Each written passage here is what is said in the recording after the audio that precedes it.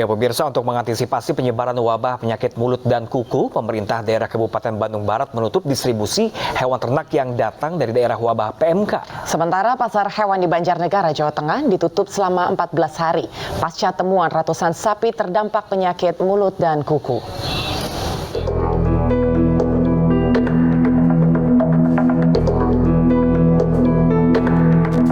Distribusi hewan ternak dari beberapa daerah yang terindikasi wabah penyakit mulut dan kuku dihentikan Dinas Peternakan dibantu kepolisian dan Dinas Perhubungan. Selain Jawa Timur, wabah PMK ini juga sudah masuk ke 3 daerah di Jawa Barat, di Kabupaten Garut, Kabupaten Tasikmalaya, dan Kota Banjar. Sejauh ini Dinas Peternakan Kabupaten Bandung Barat memastikan belum ada laporan hewan ternak yang terpapar PMK. Untuk beberapa daerah yang terindikasi atau sudah dinyatakan PMK, wilayah yang terinfeksi PMK itu dihentikan, dan itu kewenangannya Panginten sareng polisi sudah kerjasama dengan polisi untuk lalu lintas ternaknya dengan Dinas Perhubungan. Kasus penyakit mulut dan kuku PMK di Banjarnegara, Jawa Tengah juga terus meluas. Hingga saat ini sedikitnya 100 sapi diduga terpapar penyakit mulut dan kuku. Untuk mengantisipasi penularan, pemerintah daerah menutup pasar hewan selama 14 hari. Di Banjarnegara, Jawa Tengah ada 3 pasar hewan yang ditutup, yakni Pasar Hewan Petambakan, Purwonegoro, dan Karangkobar. Penutupan ini membuat sejumlah pedagang hewan kecewa. Buat usaha, paling ya putar balik ini pulang. Jadi harapannya seperti apa? Harapannya ya cepat-cepat dibuka kembali. Untuk mengantisipasi penyebaran PMK, pasar hewan juga disemprot desinfektan oleh petugas, serta memberikan edukasi kepada para pedagang hewan. Sementara, ya, ini kan sementara. Dari mulai hari ini tanggal 16 sampai tanggal 29 Mei, kebijakan yang paling tepat ditempuh oleh pemerintah Kabupaten Banjarnegara adalah menutup sementara pasar hewan, semua pasar hewan. Petugas mengimbau kepada pedagang dan peternak yang memiliki sapi dengan kondisi keluar air liur, kurangnya nafsu makan, dan adanya luka di kaki untuk segera melapor kepada petugas Dinas Peternakan. Dari Jawa Barat dan Jawa Tengah, Tim Liputan iNews melaporkan. Ya pemirsa, bagaimana dampak penyakit kuku dan mulut yang menyerang hewan ternak terhadap penjualan daging sapi di pasar di Jakarta dan di Surabaya? Sudah bergabung bersama dengan kami saat ini Rizka Dior di Pasar Tebet dan Oki di Pasar Wodokromo, Surabaya, Jawa Timur. Ya pemirsa, kita ke Jakarta terlebih dahulu, ada Rizka Dior di sana. Rizka, bagaimana pantauan Anda penjualan daging sapi di sana?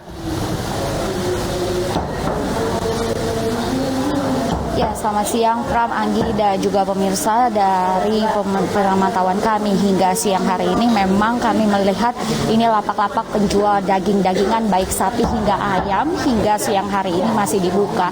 Karena kiranya dari total sekitar 15 kios yang ada di sini, 5 hingga 7 kios diantaranya masih buka untuk menjajakan dagangan daging-daging mereka.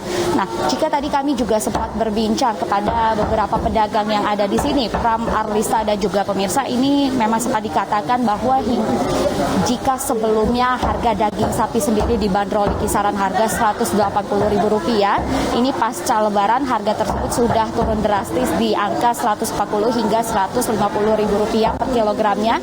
Begitu pula dengan harga ayam yang semula bisa dijual di kisaran harga Rp60.000, kini sudah turun menjadi Rp38 hingga Rp40.000. Nah, jika tadi kami juga sempat berbincang kepada beberapa pedagang yang ada di sini, Pram, Arlisa, dan juga pemirsa, bahwa memang sempat dikatakan bahwa tren penurunan harga ini memang sering kali terjadi pasca libur lebaran setiap tahunnya, dan minat masyarakat untuk membeli daging-daging ini juga kian menurun. Namun ini selain memang karena tren tiap tahun yang selalu terjadi, namun rupanya untuk minat beli masyarakat terhadap daging-daging ini juga sangat menurun karena adanya wabah penyakit mulut dan kuku, Arlisa, Pram, dan juga pemirsa. Karena tadi beberapa pedagang di sini juga sempat bercerita bahwa pasokan mereka ini sebenarnya aman untuk mengambil stok daging-daging ini untuk dijual kepada kepada pembeli begitu, karena mereka sendiri juga mengambil pasokan daging-daging ini dari kawasan Jawa Tengah dan Jawa Timur, yang dimana notabene kawasan Jawa Tengah dan Aceh tersebut juga menjadi daerah yang sekarang sedang tren begitu penyakit wabah mulut dan kuku, sehingga minat masyarakat untuk membeli daging-dagingan ini juga kian tambah menurun karena merebaknya kasus penyakit mulut dan kuku di daerah Jawa Tengah dan juga Jawa Timur tersebut, di mana tempat mereka mengambil pemasokan daging ini, sehingga mereka mengharapkan agar pemerintah dapat mengatasi penyakit wabah mulut dan kuku ini agar minat masyarakat untuk membeli daging-dagingan ini kembali normal. Arlisa, Pram. Baik. Terima kasih Rizka. Sekarang kita akan menuju ke Pasar Wonokromo, Jawa Timur. Seperti apa informasinya? Apakah penjualan daging di tempat Anda melaporkan sekarang juga mengalami penurunan sama dengan yang terjadi di Jakarta? Silahkan.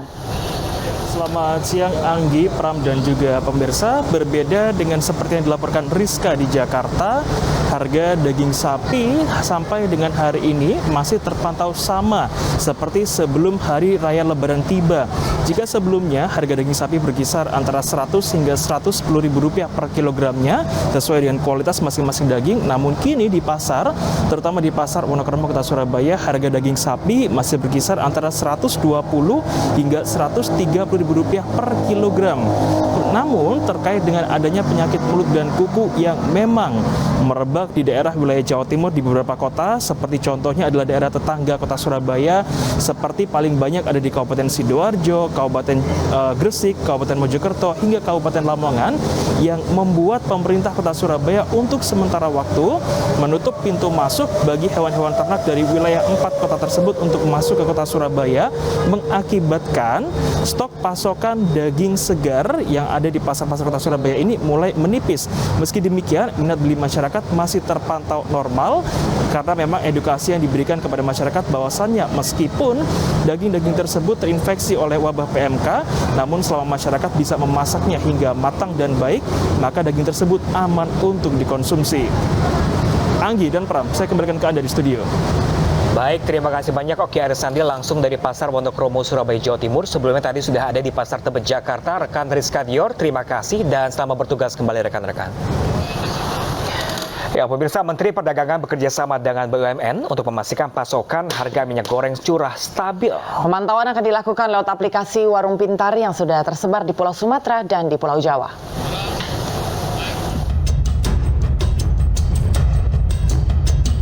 Menteri Perdagangan Muhammad Lutfi meninjau pasokan dan harga minyak curah di Pasar Keramat Jati, Jakarta. Peninjauan dilakukan untuk memastikan stok dan harga senilai Rp14.000 diterapkan oleh pedagang pasar. Dari data yang dimiliki Kementerian Perdagangan, stok dipastikan aman selama 3 bulan ke depan. Jadi kita sekarang ini maunya ketersediaan dan keterjangkauan untuk minyak goreng curah. Harganya khusus yaitu 14.000 gitu ya. Yang penting sekarang yang kita lagi tekankan adalah ketersediaan dan keterjangkauan. Begitu itu stabil, mudah-mudahan stabil pada kesempatan pertama, nanti kita berbicara bagaimana relaksasi daripada ekspor tersebut. Kedepannya pemerintah akan bekerja sama dengan badan usaha milik negara untuk menggunakan aplikasi Warung Pangan. Dalam aplikasi akan terlihat kebutuhan dan penjualan yang terjadi di pasaran. Nantinya warga yang ingin mendapatkan minyak goreng curah subsidi akan terpantau di aplikasi. Warga yang ingin mendapatkan harga subsidi diminta untuk membawa KTP dan hanya bisa membeli 2 liter per hari per satu toko. Kita membantu pemerintah untuk program minyak goreng curah, maka aplikasinya ini kita convert juga untuk program minyak goreng curah Rp14.000 per liter. Nah, aplikasi ini sebenarnya bukan untuk menjual saja ya. Jadi untuk pemesanan, melihat stok inventorinya si warung ini, kemudian sampai harga jualnya pun kita bisa monitor. Misalnya warung ini stoknya kita kirim 200 liter per hari. Tiba-tiba dia turun stoknya menjadi tinggal sisa 50 liter. Itu kita bisa pantau di aplikasi. Saat ini aplikasi Warung Pangan sudah diterapkan di 1.200 titik dengan target terdekat 5.000 titik yang tersebar di Pulau Sumatera dan Jawa. Selanjutnya akan diterapkan ke Sulawesi dan pulau lainnya. Dari Jakarta, Rizka Dior, Agus Dwi, Pandurik Priyo, iNews melaporkan. Sejak tanggal 28 April lalu, pemirsa, pemerintah secara resmi melarang ekspor CPO atau bahan baku minyak sawit ke luar negeri. Ya, kebijakan ini pemirsa diambil untuk memastikan ketersediaan stok minyak goreng dalam negeri, khususnya jenis curah ada di pasaran. Namun apakah saat ini minyak goreng curah mudah didapat?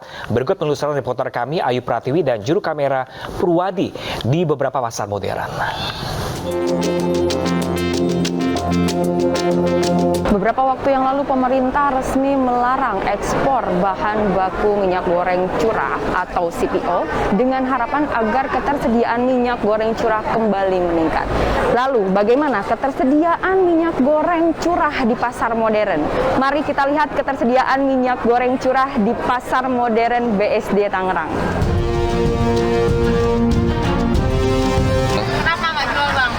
Kayaknya pasar modern mah jarang ya beli curahan. Pengennya yang simpel-simpel aja kayak refill gitu, simpel, nggak praktis. Jadi bawanya nggak ini. Maksudnya minyak goreng dalam kemasan gitu? Oke. Untuk harga minyak goreng kemasan sendiri gimana Bang? Harga minyak dia masih kayak yang kemarin. Paling murah itu 48-an, yang 2 liter.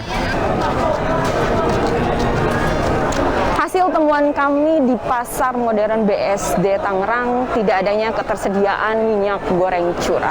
Hal ini dipicu karena minimnya minat dari pembeli untuk membeli minyak goreng curah sehingga para pedagang memutuskan untuk tidak menjual minyak goreng curah.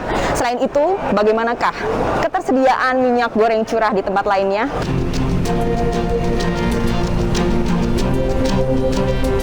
Permasalahan minyak goreng rasanya tak henti-henti. Bagaimana ketersediaan minyak goreng di pasar modern Kedoya? Mari kita lihat. Ibu, gimana nih minyak goreng? Udah mulai gampang nggak nyarinya Ibu? Susah nih, agak ada. Nih cuma sedikit. Oke Ibu. Untuk harganya gimana Bu? Sekarang berapa? 18. Iya benar, iya.